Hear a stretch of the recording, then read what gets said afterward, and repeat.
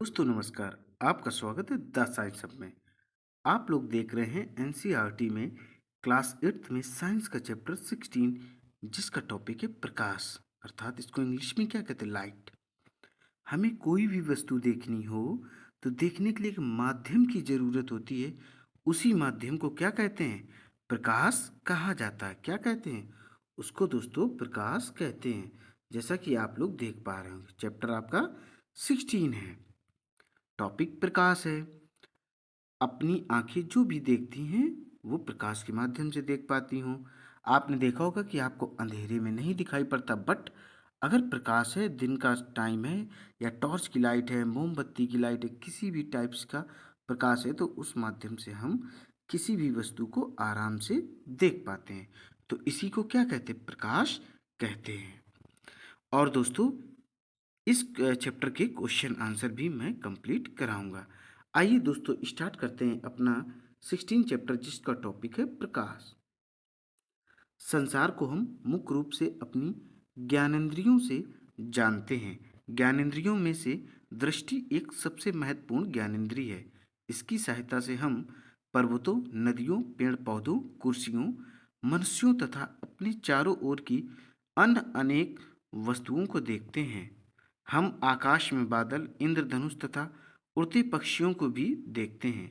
रात्र में हम चंद्रमा तथा तारों को देखते हैं।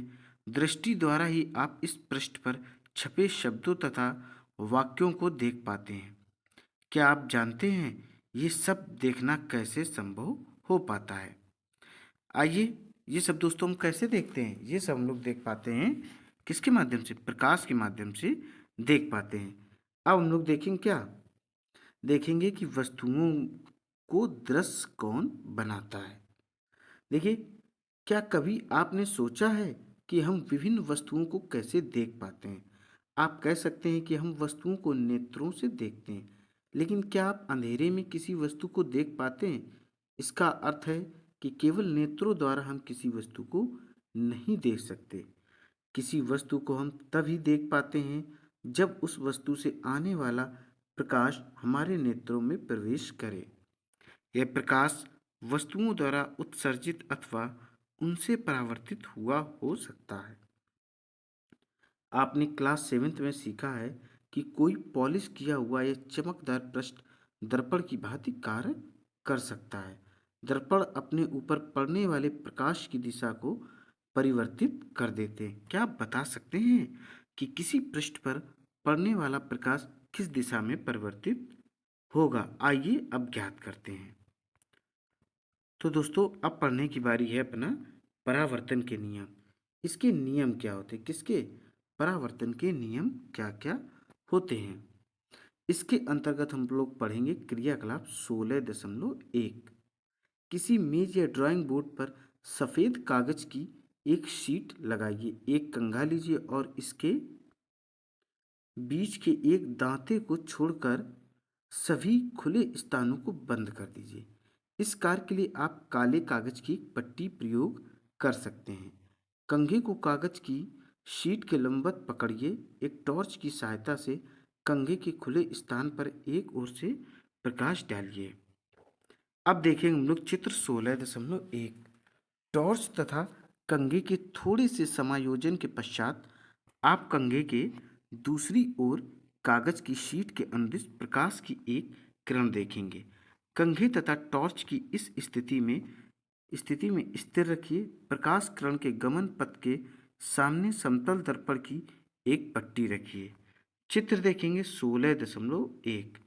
आप क्या देखते हैं, ये देखिए दोस्तों, चित्र रहा 16 दशमलव कौन सा, आप देख पा रहे होंगे 16.1। ये देखिए, परावर्तन दर्शाने की स्थिति, किस तरीके से ये दर्पण से बैक हो रहा है प्रकाश। तो ये क्या है, ये वापस आ रहा है। अब देखिए, दर्पण से टकराने के पश्चात प्रकाश किरण दूसरी दिशा में परिवर्तित हो जाता है। किसी पृष्ठ पर पड़ने वाली प्रकाश किरण को आपतित किरण कहते हैं। क्या कहते हैं, आपतित किरण कहते हैं। पृष्ठ से परावर्तन के पश्चात वापस आने वाली प्रकाश किरण को परावर्तित किरण कहते हैं। आइए दोस्तों अब देखते हैं इस येलो बॉक्स में क्या दिया गया है? प्रकाश किरण का अस्तित्व एक आदर्शीकरण है। वास्तव में हमें प्रकाश का एक संकीर्ण किरण पुंज प्राप्त होता है जो अनेक किरणों से मिलकर बना होता है। सरलता के लिए हम प्रकाश के संकीर्ण किरण पुंज के लिए किरण शब्द का उपयोग करते हैं। अपने मित्रों की सहायता से कागज पर समतल दर्पण की स्थिति तथा आपतित एवं परावर्तित किरणों को दर्शाने वाली रेखाएं खींचिए। दर्पण तथा कंघे को हटाइए। दर्पण को निरूपित करने वाली रेखा के जिस बिंदु पर आपतित किरण दर्पण से टकराती है उस पर दर्पण से 90 अंश का कोण बनाते हुए एक रेखा खींचना है। यह रेखा परावर्तक पृष्ठ के उस बिंदु पर अविलंब कहलाती। क्या कहलाएगी? यह अविलंब कहलाएगी, जैसा कि चित्र 16.2 में आप देखेंगे। आपतित किरण तथा अविलंब के बीच पहले आप चित्र देखें। यह दोस्तों चित्र रहा। क्या देख पा रहे हैं? आप लोग इस चित्र को देख पा रहे होंगे। ये दोस्तों चित्र रहा, इसको आप लोग ध्यान से देखिए। 16.2 अविलंब खींचना। क्या? अविलंब खींचना। ये देखिए इस तरीके से खींचा जा रहा। तो आपतित किरण तथा अविलंब के बीच क्या करना है? कोण को आपतन कोण कहते हैं। क्या कहते हैं? आपतन कोण कहते हैं। किसके किसके मिडिल में? आपतित किरण और अविलंब के बीच के जो कोण होता है उसको आपतन कोण कहा जाता है। आई से प्रदर्शित करते। इसको किससे प्रदर्शित करते? इसको आई से प्रदर्शित करते हैं। परावर्तित किरण तथा अविलंब के बीच के कोण को परावर्तन कोण अर्थात इसको स्मॉल आर से प्रदर्शित करते हैं। अभी आप लोग चित्र देखेंगे 16.3। आपतन कोण तथा परावर्तन कोण को मापिए। इस क्रियाकलाप को आपतन कोण परिवर्तित करके कई बार दोहराइए। प्रेक्षणों को सारणी 16.1 में लिखिए। चलिए फर्स्ट ऑफ ऑल आप देखें। ये देखिए दोस्तों चित्र कौन सा देख पा रहे हैं? आप लोग चित्र देख पा रहे होंगे 16.3। कौन सा? 16.3 में आप देख पा रहे हो आपतन कोण तथा परावर्तन कोण। तो आप लोगों को ध्यान रखना है कि ये परावर्तन कोण रहा, इसका ये दोस्तों रहा आपतन कोण। आपतन कोण को आई से प्रदर्शित करते, परावर्तन कोण को हम आर से। आपतन में मतलब लाइन जाती है, एरो जाता है और उससे परिवर्तित होकर आता है, वो दूसरे डायरेक्शन में जाता है, ये इधर से जाता है, वो रास्ता परिवर्तित करके जाता है। परावर्तन मतलब परिवर्तित से शब्द बना, आपतन मतलब आने वाली रेखा से शब्द बना। तो आपतन कोण को स्मॉल आई से प्रदर्शित करेंगे, परावर्तन कोण को प्रदर्शित करेंगे स्मॉल आर से। ठीक है दोस्तों, तो ये चीज़ हमने आपको बता दी। ठीक है दोस्तों, आप लोग देख पा रहे होंगे इसको। अब देखिए दोस्तों आगे, ये सारणी रही, इसको आप फिलअप कर सकते खुद पढ़ के।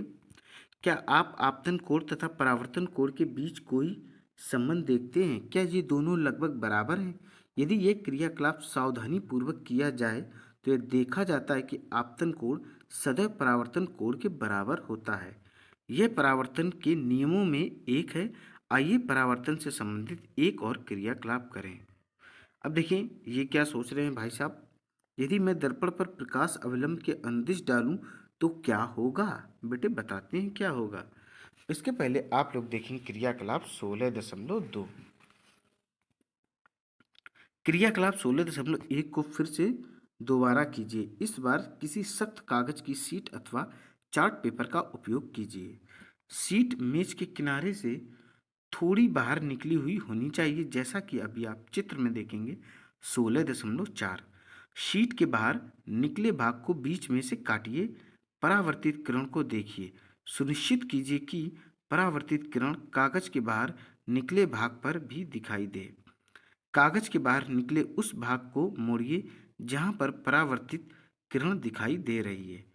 क्या आप अब भी परावर्तित किरण देख पाते हैं? कागज को पुनः प्रारंभिक अवस्था में लाइए। देखिए, क्या आप फिर से परावर्तित किरण को देख पाते हैं? इससे आप क्या निष्कर्ष निकालते हैं? ये देखिए दोस्तों चित्र अभी आपको हम दिखाते हैं। ये देखिए चित्र 16.4, जैसा कि मैंने अभी आपको ऊपर बताया था, ए और बी है। आपतित किरण, परावर्तित किरण तथा आपतन बिंदु पर अवलंब एक ही तल में होते हैं। ये देखिए फर्स्ट ऑफ ऑल आप ए नंबर चित्र देखें, कौन सा ए नंबर आप लोग चित्र देख पा रहे होंगे। ये देखिए दोस्तों, ये ए नंबर चित्र है। इसके अलावा आप देखेंगे बी नंबर चित्र। ये दोस्तों बी नंबर रहा। देखिए किस तरीके से इस बी नंबर चित्र में आपतन की क्रिया हो रही है, इसको आप देखें और समझें। ये देखिए, जब मेज पर कागज की पूरी शीट फैलाते हैं तो ये एक तल को निरूपित करती है। आपतित किरण, आपतन बिंदु पर अविलंब तथा परावर्तित किरण, ये सभी इसी तल में होते हैं। जब आप कागज को मोड़ देते हैं तो आप एक नया तल बना देते हैं जो उस तल से भिन्न होता है जिसमें आपतित किरण तथा अविलंब स्थित है। तब आप परावर्तित किरण नहीं देख पाते। ये क्या निर्देशित करता है, यह दर्शाता है कि आपतित किरण आपतन बिंदु पर अविलंब तथा परावर्तित किरण ये सभी एक तल में होते हैं। यह परावर्तन का एक अन्य नियम है। पहली तथा बूझों ने उपरोक्त क्रियाकलाप टॉर्च के स्थान पर सूर्य को प्रकाश स्रोत के रूप में उपयोग करके क्या किया, करने की कोशिश की। कक्ष के बाहर किए। आप भी प्रकाश स्रोत के रूप में सूर्य का उपयोग कर सकते हैं। अब देखिए, अब इसमें देखिए क्या दिया गया है। येलो बॉक्स में इन क्रियाकलापों को किरण वर्ण रेखा उपकरण का उपयोग करके भी किया जा सकता है। यह उपकरण राष्ट्रीय शैक्षिक अनुसंधान और प्रशिक्षण परिषद, जिसको बोलते हैं NCERT, national council of education research and training, इसका फुल फॉर्म होता है। हिंदी में इसको राष्ट्रीय शैक्षिक अनुसंधान और प्रशिक्षण परिषद कहते हैं। बूझो को क्या हुआ, बूझो को याद आया कि उसने क्लास 7th में समतल दर्पण बने किसी वस्तु के प्रतिबिंब के कुछ लक्षणों का अध्ययन किया था।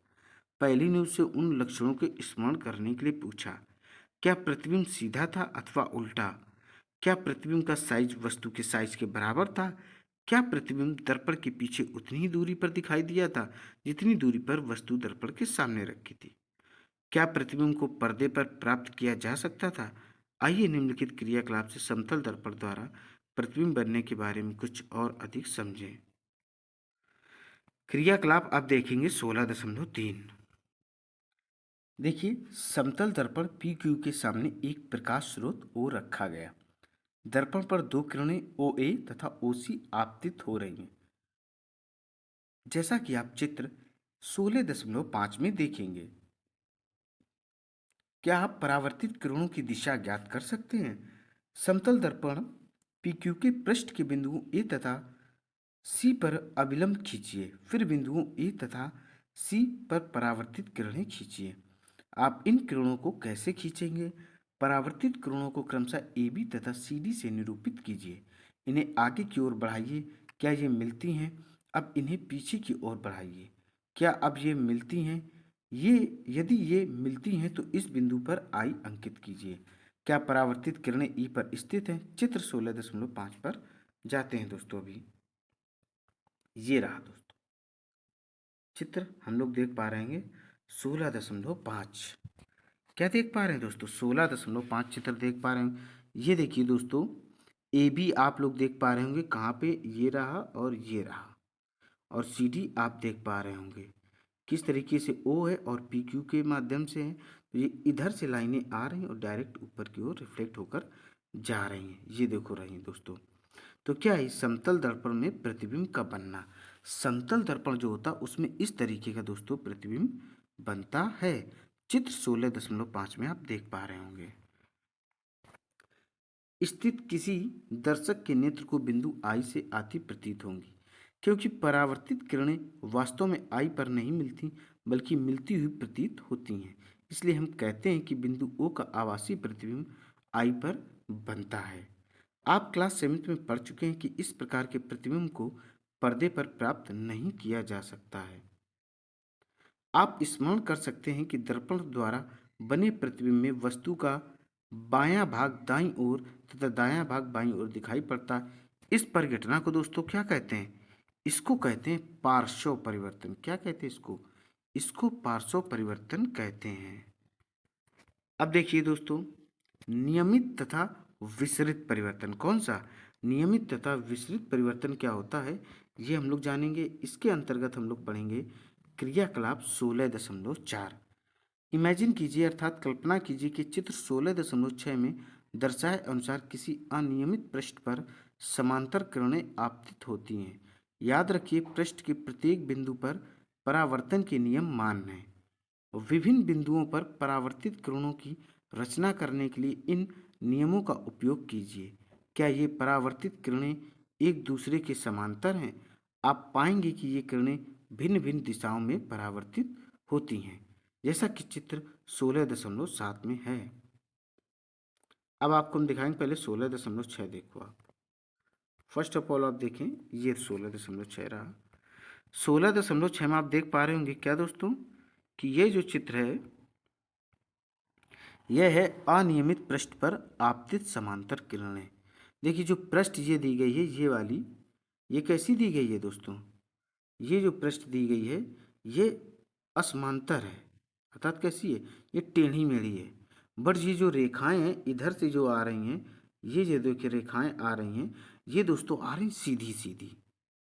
तो क्या है? अनियमित पृष्ठ पर आपतित समांतर किरणें। पृष्ठ ऊंची खोली है, ऊपर नीचे वाली है, बट जो किरणें हैं वह समांतर किरणें हैं। अब देखिए दोस्तों, इसमें क्या है? अनियमित पृष्ठ से परावर्तित किरणें। देखिए दोस्तों, इसमें क्या दिया गया है? देखिए जो ये जो पृष्ठ है, ये देखिए ये जो पृष्ठ आप देख पा रहे हो, ये देखिए ये कैसा, ये टेढ़ा मेढ़ा है, एकदम टेढ़ा मेढ़ा है। और इस पे किरणें पड़ रही, इसका ये जो देख रहे हैं ये किरणें आप, तो ये क्या हो रही हैं? ये परावर्तित होकर ऊपर निकल रही हैं। तो यही चीज चित्र 16.7 में आप लोग देख पा रहे होंगे। जब सभी समांतर किरणें किसी खुरदरे या अनियमित पृष्ठ से परावर्तित होने के पश्चात समांतर नहीं होती, तो ऐसे परावर्तन को विसरित परावर्तन कहते हैं। क्या कहते हैं? विसरित परावर्तन इसको कहते हैं। किसको कहते हैं? जो पश्चात समांतर नहीं होती हैं उनको हम विसरित परावर्तन कहते हैं। याद रखिए कि विसरित परावर्तन में भी परावर्तन के नियमों का सफलतापूर्वक पालन होता है। प्रकाश का विसरण गत्ते जैसे विषय परावर्ती पृष्ठ पर अनियमितताओं के कारण होता है। इसके विपरीत दर्पण जैसे चिकने पृष्ठ से होने वाले परावर्तन को नियमित परावर्तन कहते हैं। क्या कहते हैं इसको दोस्तों? एक नियमित परावर्तन कहते हैं। चित्र 16.8 में नियमित परावर्तन द्वारा प्रतिबिंब बनना।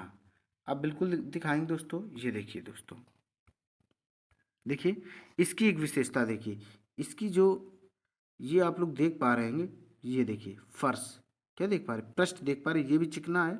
और ये जो एरो ऊपर से आ रही है, ये देखिए दोस्तों एरे जो आ रही हैं ये भी एकदम स्ट्रेट हैं, क्या है? सीधी हैं।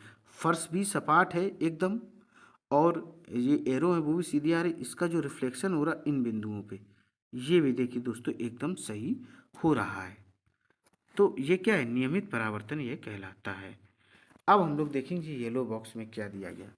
क्या हम सभी वस्तुओं को परावर्तित प्रकाश के कारण ही देखते हैं?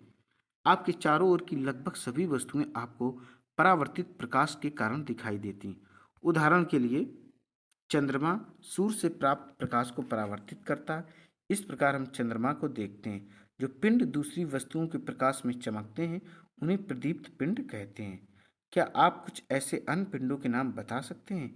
कुछ अन्य पिंड हैं जो स्वयं का प्रकाश उत्सर्जित करते, जैसे फर्स्ट ऑफ ऑल सूर्य, मोमबत्ती की ज्वाला, विद्युत लैंप। ये क्या है? ये स्वयं प्रकाश उत्पन्न करते हैं। इनका प्रकाश हमारे नेत्रों पर पड़ता है। इस प्रकार हम इन पिंडों को देखते हैं। जो पिंड स्वयं का प्रकाश उत्सर्जित करते हैं वे दीप्त पिंड कहलाते। क्या कहलाते? जो खुद ही उत्पन्न कर दे प्रकाश, वो दीप्त पिंड कहलाते हैं। अब देखिए ये क्या चल रहा है, इनके भाई साहब के मन में क्या चल रहा है। मेरे मन में एक प्रश्न है, बताओ। यदि परावर्तित किरणें किसी अन्य दर्पण पर आपतित हों तो क्या वे फिर परावर्तित हो सकती हैं? आइए दोस्तों ज्ञात करते हैं। अब हम लोग देखेंगे क्या, परावर्तित प्रकाश को पुनः परावर्तित किया जा सकता है। तो ये दोस्तों हमको पढ़ना है इसको। परावर्तित प्रकाश को पुनः परावर्तित किया जा सकता। याद कीजिए कि जब पिछली बार आप किसी केश प्रसाधक के यहाँ गए थे, उसने आपको एक दर्पण के सामने बैठाया था। बाल कट चुकने के पश्चात उसने आपके पीछे की ओर एक दर्पण रखा था। इस दूसरे दर्पण की सहायता से आप सामने वाले दर्पण में देख सकते थे कि आपके बाल कैसे कटे हैं। चित्र 16.9 में देखिए। ये देखिए दोस्तों, सभी ने क्या किया होगा, बाल तो कटवाए होंगे। तो ये बाल कैसे करते हैं, ये देखिए। ये तो सामने आप लोग देख रहे हैं, ठीक है। और इसके अलावा एक ये इन्होंने पीछे ये शीशा लगा रखा है, इससे आप अपने पीछे वाला हिस्सा देख पा रहे होंगे, छोटे दिमाग को, पीछे वाले बाल कैसे सेट हैं। चित्र 16.9 में केश प्रसादक की दुकान पर दर्पण देख पा रहे हैं दोस्तों, ये रहा। क्या आप बता सकते हैं कि अपने सिर के पीछे के बालों को आप कैसे देख पाते हैं? पहली को याद आया कि क्लास 6 में विस्तारित क्रियाकलाप के रूप में उसने एक पारदर्शी परिदर्शी बनाया था। पारदर्शी में दो समतल दर्पण उपयोग किए जाते हैं। क्या आप बता सकते हैं कि दो दर्पणों से परावर्तन द्वारा आप उन वस्तुओं को देखने योग्य कैसे बना पाते हैं जिन्हें आप सीधे नहीं देख पाते? पारदर्शियों का उपयोग पनडुब्बियों, टैंकों तथा बंकरों में छिपे सैनिकों द्वारा बाहर की वस्तुओं को देखने के लिए किया जाता है। अब देखेंगे हम लोग बहुप्रतिबिंब। क्या देखेंगे? बहुप्रतिबिंब क्या होता है? देखिए दोस्तों, हम लोग देख रहे हैं बहुप्रतिबिंब। ये देखिए दोस्तों, फिर से देखिए दोस्तों, ये रहा बहुप्रतिबिंब। इसमें देखिए, आप जानते हैं कि समतल दर्पण किसी वस्तु का केवल एक ही प्रतिबिंब बनाता है। यदि दो समतल दर्पणों को संयोजनों में उपयोग करें तो क्या होगा, आइए देखें। इसके अंतर्गत हम लोग देखेंगे क्रियाकलाप 16.5। दो समतल दर्पण लीजिए, उन्हें एक दूसरे से समकोण बनाते हुए इस प्रकार रखिए कि इनके किनारे आपस में मिल रहे हैं। चित्र 16.10 में इन्हें जोड़ने के लिए आप किसी टेप का उपयोग कर सकते हैं। दर्पणों के बीच एक सिक्का रखिए। आपको इस सिक्के के कितने प्रतिबिंब दिखाई देते हैं? चित्र में आप देखेंगे 16.10 में। ये देखिए दोस्तों, क्या है, यह चित्र रहा दोस्तों। देखो इसमें कितने प्रतिबिंब आपको दिखाई पड़ रहे हैं समकोण पर रखे गए समतल दर्पणों में प्रतिबिंब। आप टेप का उपयोग करके दर्पणों को विभिन्न कोणों जैसे 45 अंश, 60 अंश, 120 अंश और 180 एंगल आदि पर जोड़िए। दर्पणों के बीच में कोई वस्तु जैसे मोमबत्ती रखिए। प्रत्येक प्रकरण में वस्तु के बनने वाले प्रतिबिंबों की संख्या नोट कीजिए। अंत में दोनों दर्पणों को एक दूसरे के समांतर खड़े कीजिए। देखिए अब मोमबत्ती के कितने प्रतिबिंब बनते हैं। चित्र 16.11 देखिए। ये देखिए दोस्तों रहा, चित्र छोटा कर दे। ये देखिए दोस्तों, आप लोग देख पा रहे होंगे, ये चित्र रहा। ये रहा। तो इसमें एक दूसरे के समांतर रखे समतल दर्पणों में बने प्रतिबिंब आप लोग देख पा रहे होंगे। क्या अब आप ये स्पष्ट कर सकते हैं कि केश प्रसादक की दुकान पर आप अपने सिर के पीछे के भाग को कैसे देख पाते हैं? एक दूसरे से किसी कोण पर रखे दर्पणों द्वारा अनेक प्रतिबिंबों के बनने की धारणा का उपयोग बहुमूर्तिदर्शी में भांति भांति के आकर्षक पैटर्न बनाने के लिए किया जाता है। आप स्वयं भी एक क्या बना सकते हैं, कैलाइडोस्कोप बना सकते हैं। देखिए दोस्तों, अब पढ़ेंगे हम लोग बहुमूर्ति दर्शी। क्या पढ़ेंगे? बहुमूर्ति दर्शी पढ़ेंगे। इसके अंतर्गत देखेंगे क्रियाकलाप 16.6। कलाइडोस्कोप कलाइडोस्कोप बनाने के लिए दर्पण की लगभग 15 सेंटीमीटर लंबी, 4 सेंटीमीटर चौड़ी 3 आयताकार पट्टियां लेनी है। इन्हें चित्र 16.12 में दर्शाए गए अनुसार एक प्रिज्म की आकृति में जोड़िए। इन्हें गत्ते या मोटे चार्ट पेपर की बनी एक बेलनाकार ट्यूब में दृढ़ता से लगाइए और फिर इसका निश्चित कीजिए कि ट्यूब दर्पण की पट्टियों से थोड़ी लंबी हो। ट्यूब को एक सिरे को गत्ते की एक ऐसी डिस्क से बंद कीजिए जिसमें भीतर का दृश्य देखने के लिए एक क्या हो दोस्तों, एक पूर्णतया दिखाई पड़े। अब फर्स्ट ऑफ ऑल आप चित्र को देख लें। 16.12 बहुमूर्ति दर्शी क्लाइडो स्कोप बनाना। फर्स्ट ऑफ ऑल ए को समझ लें, फिर बी को देख लें, फिर सी को देख लें। अब देखिए, छिद्र बना हो ऐसा हो। अब 16.12 भी मैंने आपको दिखाया। डिस्क को टिकाऊ बनाने के लिए इसके नीचे पारदर्शी प्लास्टिक की शीट चिपका दीजिए।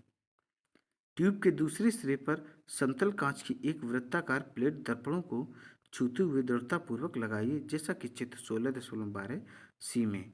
इस प्लेट पर छोटे छोटे रंगीन कांच के कुछ टुकड़े, जैसे रंगीन चूड़ियों के टुकड़े, रखिए। ट्यूब के इस सिरे को घिसे हुए कांच की प्लेट से बंद कीजिए। रंगीन टुकड़ों की हलचल के लिए पर्याप्त जगह रहने दीजिए। आपका क्लाइडोस्कोप तैयार है। जब आप छिद्र से झांकते हैं तो आपको ट्यूब में भांति भांति के पैटर्न दिखाई देते हैं। क्लाइडोस्कोप की एक रोचक विशेषता यह है कि आप कभी भी एक पैटर्न दोबारा नहीं देख पाएंगे। प्रायः दीवारों वाले कागजों तथा वस्त्रों के डिजाइन बनाने वाले तथा कलाकार क्लाइडोस्कोप का उपयोग नए नए पैटर्न की कल्पना करने के लिए करते हैं। अब देखिए दोस्तों, अपने क्या करना, अपने खिलौने को आकर्षक बनाने के लिए आप इस रंगीन कागज को चिपका सकते हैं।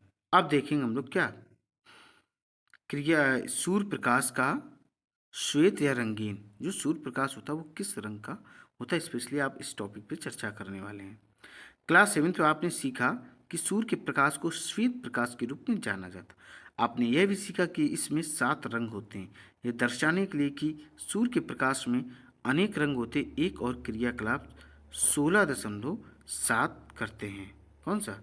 16.7 अभी देखते हैं बाद में। चलिए आइए देखिए पहले 16.7 में देखिए हमारे नेत्रों की संरचना क्या है। किसकी? हमारे आँखों की स्पेशली बात हो रही है। रचना क्या है? हम वस्तुओं को केवल तभी देख पाते हैं जब उनसे आने वाला प्रकाश हमारे नेत्रों में प्रवेश करता है। नेत्र हमारी सबसे महत्वपूर्ण ज्ञानेंद्रियों में से एक है, इसीलिए इसकी संरचना तथा कार्यविधि को समझना हमारे लिए विशेष महत्वपूर्ण रखता है। हमारे नेत्र की आकृति लगभग गोलाकार है। नेत्र का बाहरी आवरण सफ़ेद होता है। यह कठोर होता है ताकि क्या हो? यह सुरक्षित रहे। अब देखो हम लोग पहले क्रियाकलाप 16.7 देखते हैं। देखिए इसमें क्या दिया गया है। देखिए फर्स्ट ऑफ ऑल थोड़ा सा बड़ा करके पढ़ा दें आपको। उपयुक्त साइज का एक समतल दर्पण लेना, इसे चित्र 16.13 के हिसाब से एक कटोरी में रखिए। कटोरी में क्या करना है? जल भरना है। इस व्यवस्था को किसी खिड़की के पास इस प्रकार रखें कि दर्पण पर सूर्य का प्रकाश सीधा पड़ सके। कटोरी की स्थिति को इस प्रकार समायोजित कीजिए कि दर्पण से परावर्तित होने वाला प्रकाश किसी दीवार पर पड़े। यदि दीवार सफ़ेद ना हो तो इस पर सफ़ेद कागज की शीट चिपकाइए। परावर्तित प्रकाश में आपको अनेक रंग दिखाई देंगे। आप इसकी व्याख्या किस प्रकार करेंगे? दर्पण एवं जल संयुक्त रूप से क्या करते हैं? एक क्या करते हैं? प्रिज्म बनाते हैं। यह प्रकाश को इसके रंगों में विभक्त कर देता है। जैसा कि आपने क्लास 7 में अध्ययन किया है, पढ़ा है, प्रकाश के अपने रंगों में विभाजित होने के प्रकाश का विक्षेपण कहते हैं। इंद्रधनुष विक्षेपण को दर्शाने वाली एक प्राकृतिक परिघटना है। ये देखो दोस्तों चित्र, क्या देख पा रहे हो? ये चित्र आप लोग देख पा रहे हैं प्रकाश का विक्षेपण। क्या देख पा रहे हैं आप लोग? प्रकाश का विक्षेपण देख पा रहे हैं। देखिए दोस्तों, यह नेत्र के आंतरिक भागों की दुर्घटनाओं से बचाव कर सके, इसके पारदर्शी अग्रभाग को कॉर्निया या स्वच्छ मंडल कहते हैं। जैसा कि चित्र 16.14 में कॉर्निया के पीछे हम एक गहरे रंग की पेशियों की संरचना पाते हैं, जिसे परितारिका या इंग्लिश में आइरिस कहते हैं। आइरिस में एक छोटा सा द्वार होता है जिसे पुतली कहते हैं। पुतली के साइज को परितारिका से नियंत्रित किया जाता है। परितारिका नेत्र वह भाग है जो इसे इसका विशिष्ट रंग प्रदान करती है। जब हम कहते हैं किसी व्यक्ति के नेत्र हरे हैं तो वास्तव में हम परितारिका के रंग की ही बात करते हैं। परितारिका नेत्र में प्रवेश करने वाले प्रकाश की मात्रा को नियंत्रित करती। आइए देखिए यह कैसे होता है। चित्र देखते हैं हम लोग। ये देखिए मानव नेत्र है। क्या है दोस्तों? जो दोस्तों परितारिका होती उसको इंग्लिश में आइरिस कहते हैं, और आइरिस में एक छोटा सा द्वार होता है जिसे क्या कहते हैं? पुतली कहते हैं। क्या कहते हैं दोस्तों? उसे पुतली कहते हैं। तो पुतली के साइज को परितारिका से नियंत्रित किया जाता है। परितारिका नेत्र का वह भाग है जो इसे इसका विशिष्ट रंग प्रदान करती है। जब हम कहते हैं किसी व्यक्ति के नेत्र हरे हैं तो वास्तव में क्या बताते हैं? परितारिका के रंग को ही बताते हैं। आइए अब आपको चित्र डायरेक्ट देखो आँख का। ये देखो क्या देखना है, ह्यूमन आइज। क्या देखना, ह्यूमन आइज दोस्तों, आप देख पा रहे होंगे। इसमें देखिए दोस्तों क्या दिया गया है, यहाँ से देखिए ये आँख दी गई ओरिजिनल एकदम क्लियर, और ये रेटिना है, कॉर्निया है, लेंस है, पट्टारिका है, और पेशी, क्या पश्चात पेशी है, ये प्रकाशिक तंत्रिका आप लोग देख पा रहे होंगे। अब इसके इस क्रियाकलाप के लिए कभी भी लेजर टॉर्च का प्रयोग ना करें, किसके आँखों में, इससे आँखें क्या हो सकती हैं, खराब दोस्तों हो सकती हैं। अब देखो क्रियाकलाप 16.8, अपने मित्र की आंख में देखिए, पुतली के साइज का अवलोकन कीजिए, एक टॉर्च से उसकी आंख पर प्रकाश डालिए। अब पुतली का अवलोकन कीजिए, टॉर्च को बंद कीजिए तथा उसकी पुतली का एक बार पुनः अवलोकन करें। क्या आप पुतली के साइज में कोई परिवर्तन देख पाते हैं? किस स्थिति में पुतली बड़ी थी? क्या आप बता सकते हैं कि ऐसा क्यों हुआ? किस स्थिति में आपको आंख में अधिक प्रकाश भेजने की आवश्यकता है, मंद प्रकाश में या तीव्र प्रकाश में?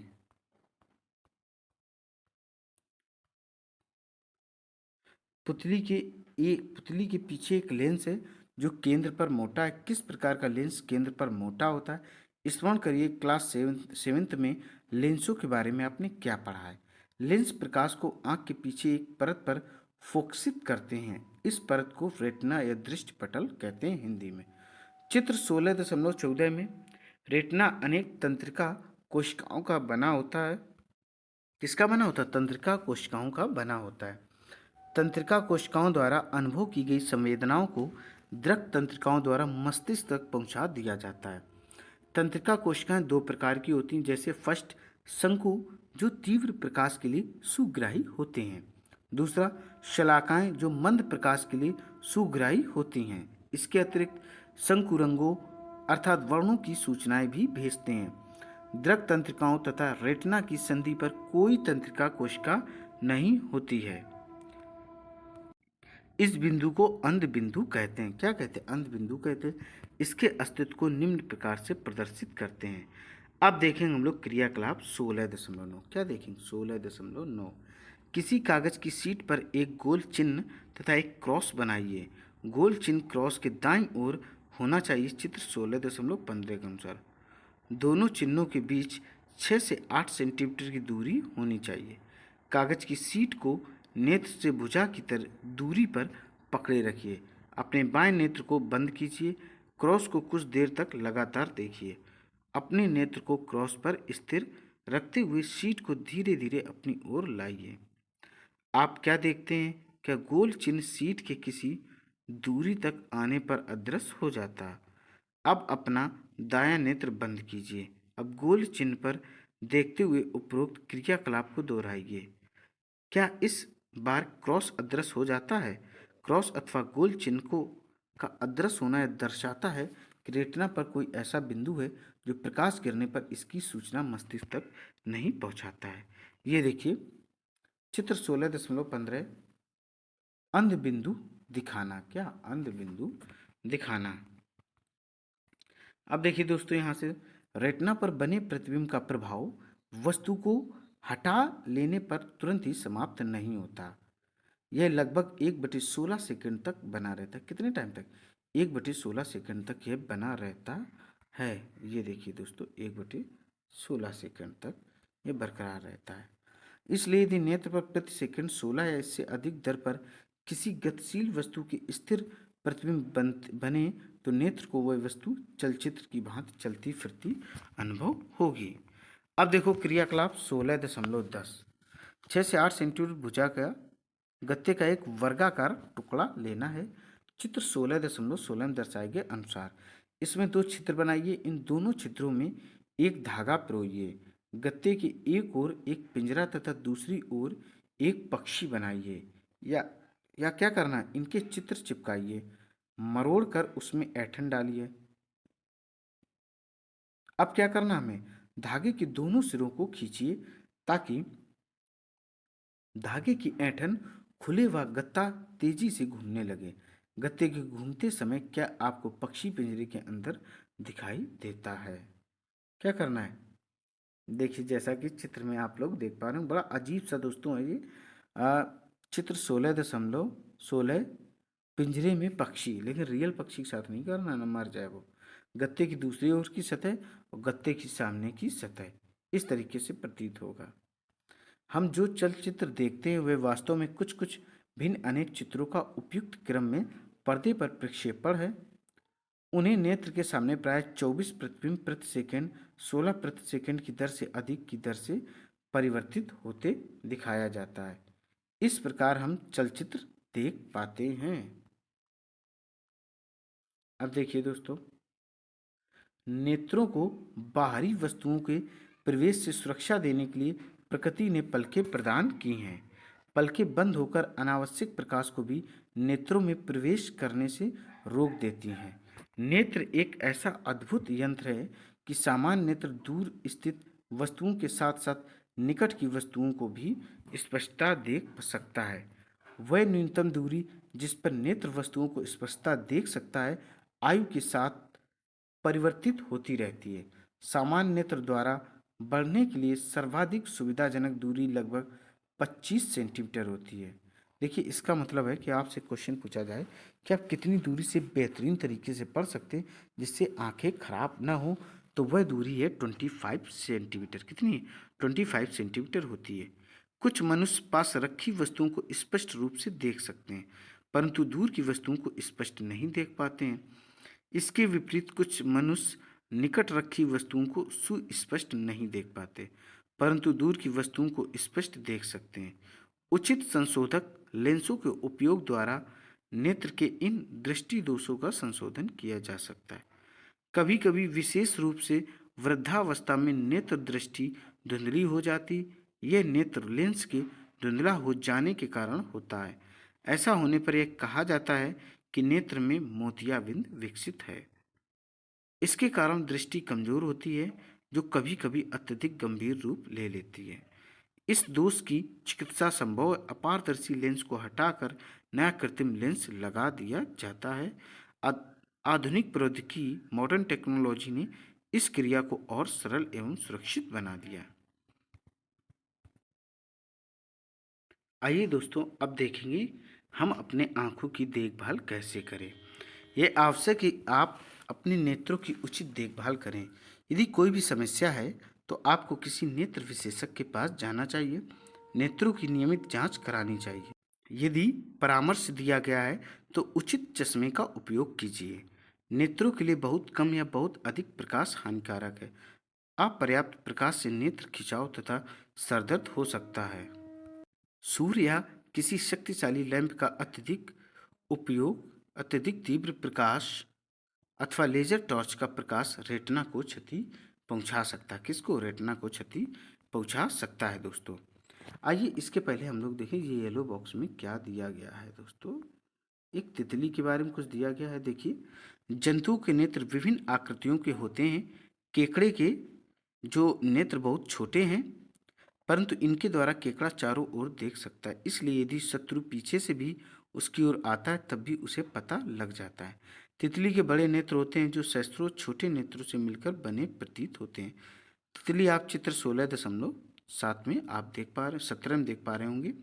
ये केवल सामने अथवा पार्श्व में ही नहीं बल्कि पीछे का भी देख सकती है। गजब, हम ही लोग हैं जो पीछे का नहीं देख पाते, बाकी लगभग सभी लोग देख पाते। उल्लू रात में भली भांति देख सकता है परंतु दिन में नहीं देख पाता है। इसके विपरीत दिन के प्रकाश में सक्रिय पक्षी जैसे चील, गरुड़ दिन में अच्छी प्रकार देख सकते हैं, लेकिन रात में ठीक से नहीं देख पाते। उल्लू के नेत्र में बड़ा कॉर्निया होता है। क्या होता है? बड़ा कॉर्निया होता है। बड़ी पुतली होती ताकि नेत्र में अधिक प्रकाश प्रवेश कर सके। इसी के साथ साथ इसके रेटिना में बड़ी संख्या में शलाकाएं होती हैं तथा केवल कुछ ही शंकु होते हैं। इसके विपरीत दिन के पक्षियों के नेत्रों में शंकु अधिक तथा शलाकाएं कम होती हैं। अब देखिए, हम लोग सावधानी पढ़ रहे थे आंखों की देखरेख कैसी करनी है।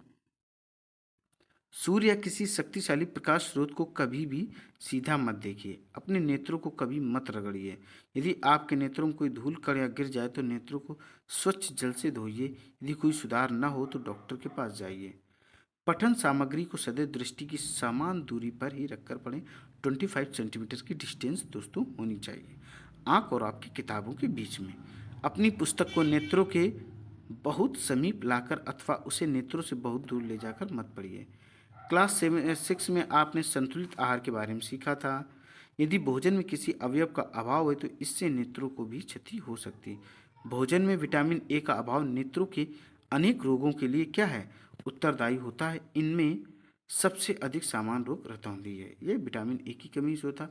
विटामिन ए का मुख्य स्रोत स्पेशली गाजर होती, और जितने भी पीले फल होते सारे के सारे विटामिन ए के स्रोत होते हैं। इसलिए हमें अपने आहार में विटामिन ए युक्त अवयवों को सम्मिलित करना चाहिए। कच्ची गाजर, देखिए फूल गोभी तथा हरी सब्जियां जैसे पालक तथा कॉड लीवर तेल में विटामिन ए, ओमेगा 3, ये सब क्या है, प्रचुर मात्रा में पाई जाती है क्या, विटामिन ए। अंडे, दूध, दही, पनीर, मक्खन एवं फल जैसे आम तथा पपीता भी विटामिन ए से भरपूर होते हैं। आप समझो मोटी बात, जितने पीले फल होते हैं सभी विटामिन ए पाया जाता है क्या, विटामिन ए पाया जाता है। इसका जो साइंटिफिक नेम होता है विटामिन ए का, वह रेटिनॉल होता है। अब हम लोग देखेंगे क्या, चाक्षुष विकृति वाले व्यक्ति पढ़ लिख सकते हैं। कुछ व्यक्ति जिनमें बच्चे भी सम्मिलित हैं, चाक्षुषी अर्थात दृष्टि संबंधित जिनमें कुछ ना कुछ प्रॉब्लम होती है, अक्षमता से पीड़ित होते हैं, उनकी वस्तुओं को देखने के लिए सीमित दृष्टि होती है। कुछ व्यक्ति जन्म से ही बिल्कुल नहीं देख पाते। कुछ व्यक्ति किसी बीमारी या किसी चोट के कारण अपनी दृष्टि खो देते। ऐसे व्यक्ति स्पर्श द्वारा अथवा ध्वनियों को ध्यानपूर्वक सुनकर वस्तुओं को पहचानने का प्रयत्न करते हैं। वे अपनी दूसरी ज्ञानेंद्रियों को अधिक विकसित कर लेते हैं, तथापि अतिरिक्त संसाधन उन्हें अपनी क्षमताओं को और अधिक विकसित करने में सक्षम बना सकते हैं। अब हम लोग पढ़ेंगे, देखो क्या ये येलो बॉक्स में क्या दिया गया दोस्तों, इसको पढ़ना है। चाक्षुष विकृति वाले व्यक्तियों के लिए अप्रकाशिक साधन तथा प्रकाशिक साधन। अप्रकाशिक साधनों में चाक्षुष साधन, स्पर्श साधन, स्पर्श की ज्ञानेंद्रिय का उपयोग करके, श्रवण साधन, श्रवण की ज्ञानेंद्रियों का उपयोग करके, तथा इलेक्ट्रॉनिक साधन सम्मिलित है। चाक्षुष साधन शब्दों को आवर्धित कर सकते हैं, उचित तीव्रता का प्रकाश प्रदान कर सकते हैं तथा सामग्री को उचित दूरी पर जुटा सकते हैं। स्पर्श साधन जिनमें ब्रेल लेखन पाटी तथा शलाका सम्मिलित है, चाक्षुष विकृति युक्ति व्यक्तियों को पढ़ने तथा लिखने में सहायता करते हैं। श्रवण साधनों में कैसेट, टेप रिकॉर्डर, बोलने वाली पुस्तकें तथा ऐसे अन्य साधन सम्मिलित हैं। बोलने वाले कैलकुलेटर तथा कंप्यूटर जैसे इलेक्ट्रॉनिक साधन भी उपलब्ध हैं, जिससे अनेक संगणना अर्थात कैलकुलेशन के कार्य किए जाते हैं। बंद परिपथ टेलीविजन भी एक इलेक्ट्रॉनिक साधन है जो मुद्रित सामग्री को उचित विपर्यास या कंट्रास्ट जिसको कहते हैं तथा प्रदीप्त के साथ आवर्धित करता। आजकल श्रवण सीडी, ठीक है, तथा कंप्यूटरों के साथ वाक्य यंत्र भी वांछित विषय को क्या करते हैं, सुनने तथा लिखने में अत्यधिक हेल्प करते हैं।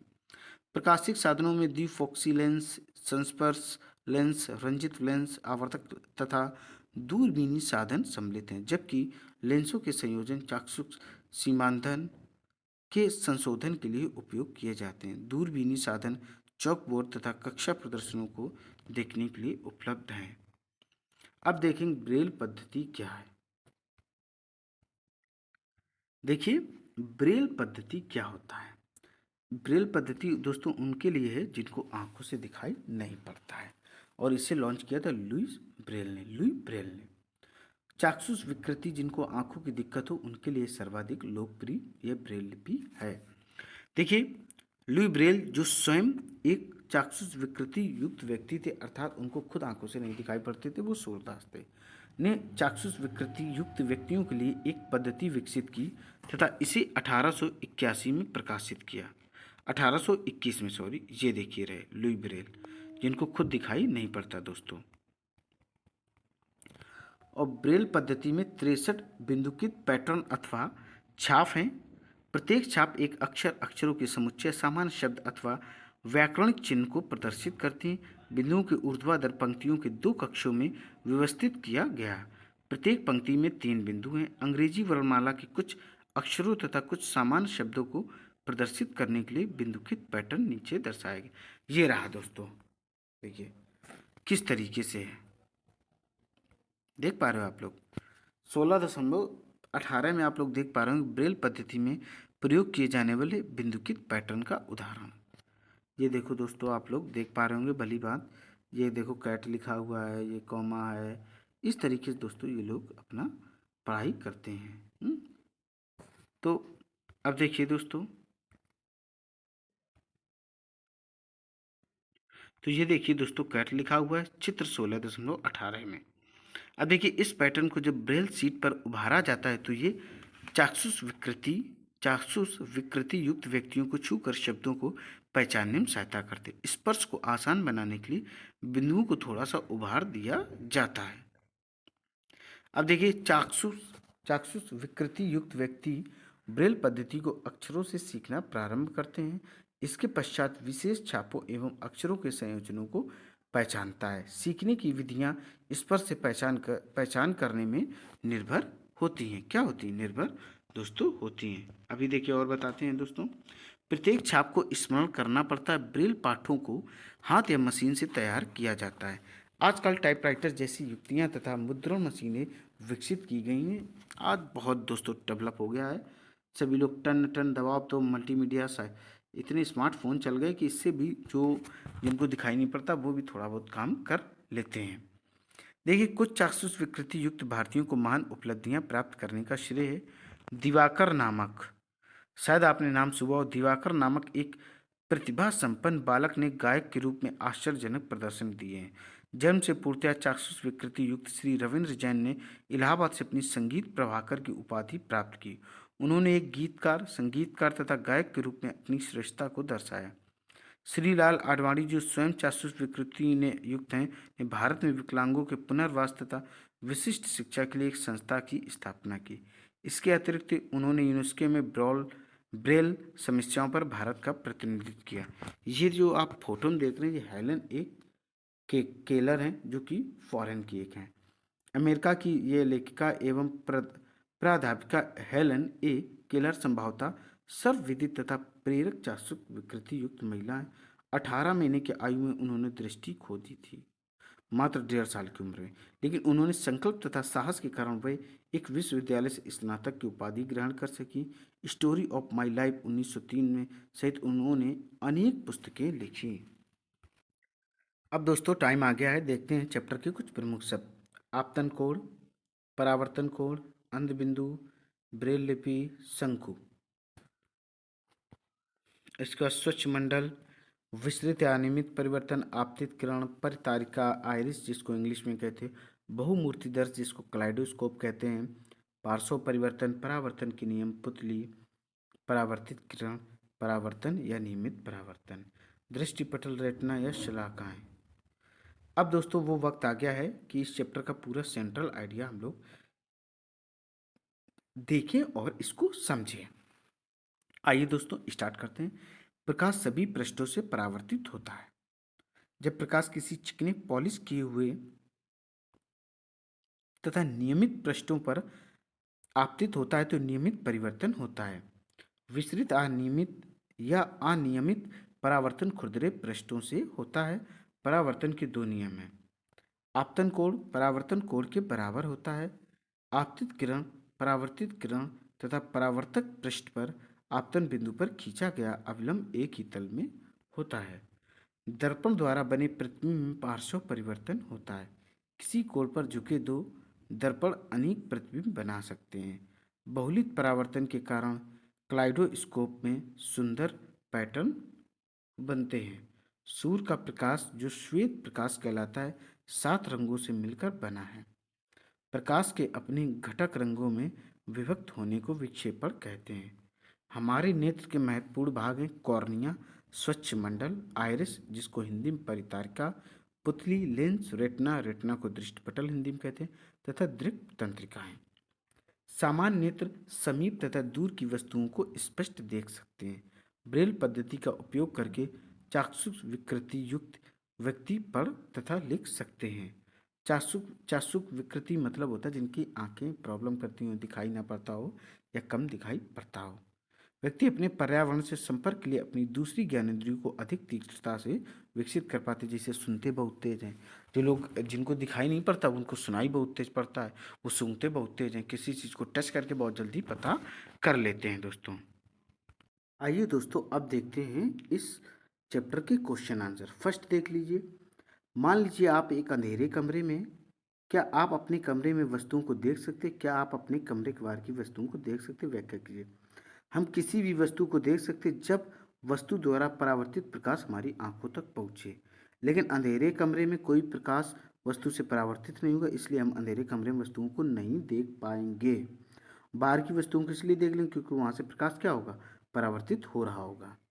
तो अब देखेंगे सेकंड नंबर क्वेश्चन, नियमित तथा विसरित परिवर्तन परावर्तन में अंतर बताइए। क्या विसरित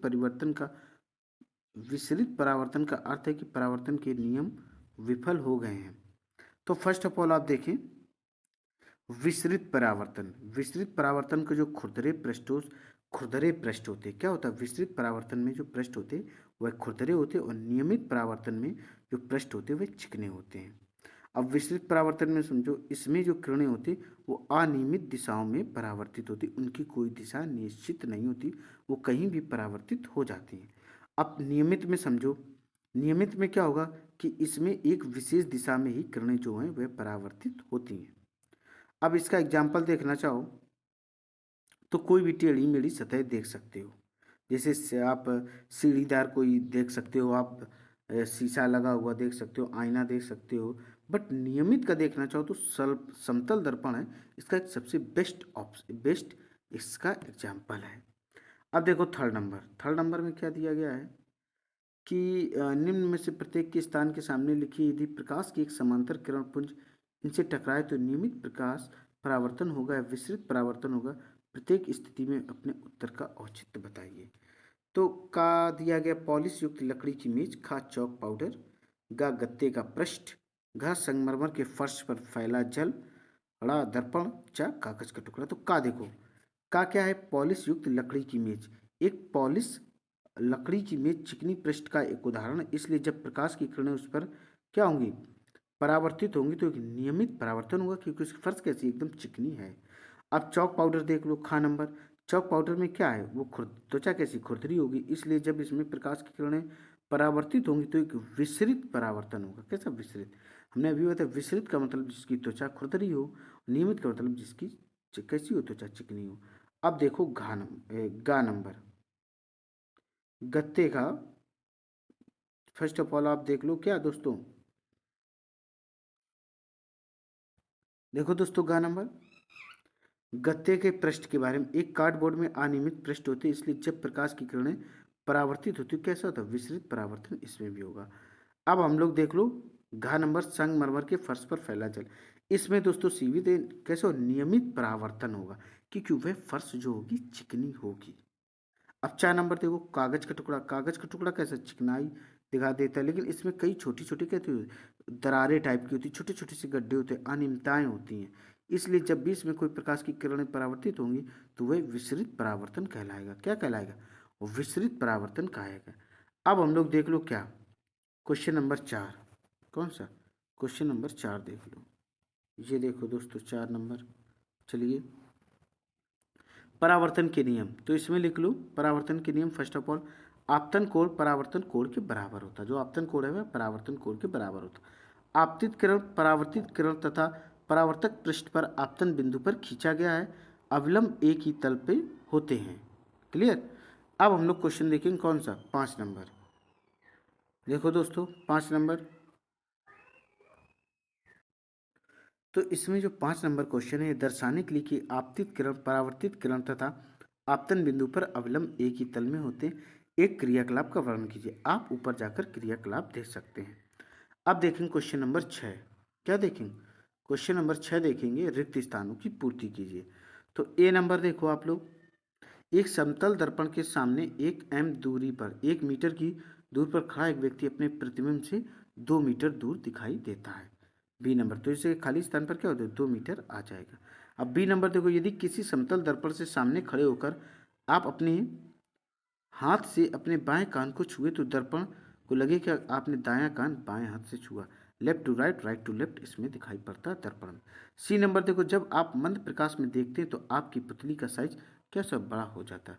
डी नंबर, रात्रि पक्षियों के नेत्रों में शलाकाओं की संख्या की अपेक्षा शंकुओं की संख्या क्या कम होती है, किसकी संख्या, शंकुओं की संख्या जो होती है वह कम होती है।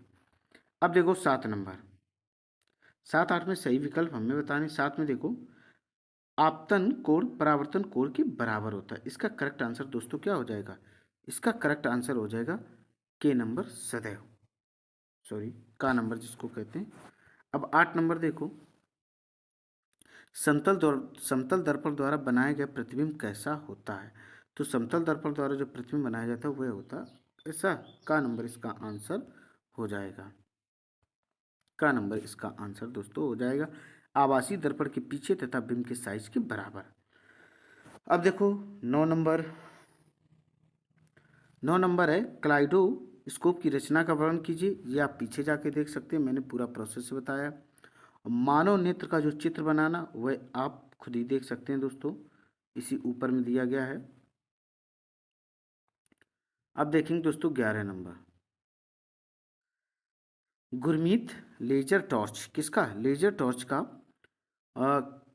द्वारा क्रियाकलाप 16.8 को करना चाहता, उसके अध्यापक ने ऐसा करने में मना किया।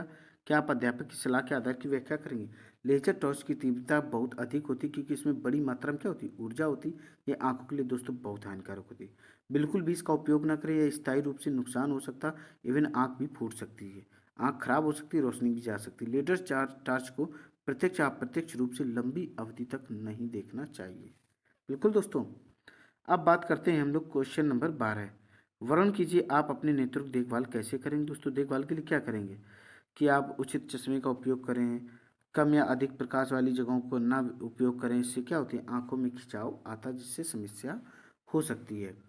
हाँ, और सूर्य तथा शक्तिशाली प्रकाश के स्रोत को आप डायरेक्ट ना देखें, आंखों को रगड़ें ना, कुछ चला जाए तो पानी से उसे धुलें।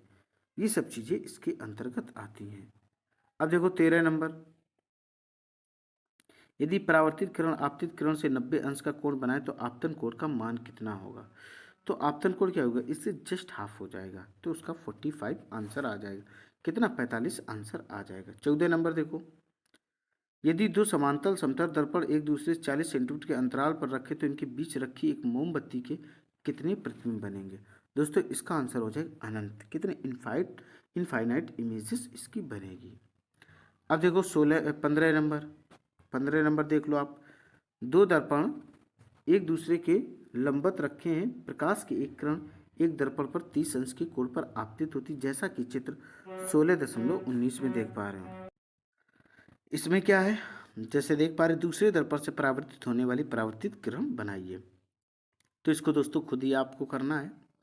अब देखो 16 नंबर, 16 नंबर क्या दिया गया है? इसमें दिया गया है कि चित्र 16.20 में दर्शाए के अनुसार बूझो एक समतल दर्पण के ठीक सामने पार्श्व में कुछ हटकर एक किनारे ए पर खड़ा है। क्या वह स्वयं को दर्पण में देख सकता? क्या वह पी क्यू तथा आर पर स्थित बिंदु को प्रतिबिंब देख सकता है? तो इसको क्या करना है दोस्तों? बूझो स्वयं को नहीं देख सकता क्योंकि वह दर्पण के सामने नहीं खड़ा, हालांकि वह पी और क्यू की वस्तुओं को देखने में सक्षम है। अब देखो 17 नंबर क्या दिया गया है? इसमें पहली टाइप की है दोस्तों, देखिए ए नंबर, देखिए ए पर स्थित किसी वस्तु के समतल दर्पण में बनने वाले प्रतिबिंब। तो इसका आंसर समझो, स्थिति ए पर वस्तु की छवि दर्पण के पीछे बनेगी, ये दर्पण से दूर उसी दूरी पर होगा जिस दूरी पर वह वस्तु है। क्या है? दूरी पर वस्तु। अब बी नंबर देखो, क्या स्थिति बी से पहले प्रतिबिंब को देख सकती है? देखिए हाँ, बी में पहली वस्तु को देख सकती क्योंकि ए से परिवर्तित किरण बी तक पहुंच जाएगी। सी नंबर देखो, क्या स्थिति सी से बूझो इस प्रतिबिंब को देख सकता है? बूझो प्रतिबिंब की देख सकता क्योंकि उनकी आंखें ए से परिवर्तित किरण को प्राप्त करती हैं। अब डी नंबर देखो, जब पहली बी से सी पर चली जाती तो ए का प्रतिबिंब किस ओर खिसक जाता? यदि हम बी और सी से परावर्तित किरणों का पता लगाते तो वो दर्पण के पीछे बिंदु पर परिवर्तित होते हैं। जो इमेज है प्रतिबिंब में छवि की स्थिति ए की स्थिति तब भी बनी हुई है जब पहली बी से सी तक जाती है। दोस्तों उम्मीद है यह सीरीज आपको पसंद आई होगी। इसी तरीके की एनसीईआरटी की क्लासें आपको लगातार मिलती रहेंगी। दोस्तों जय हिंद, जय भारत।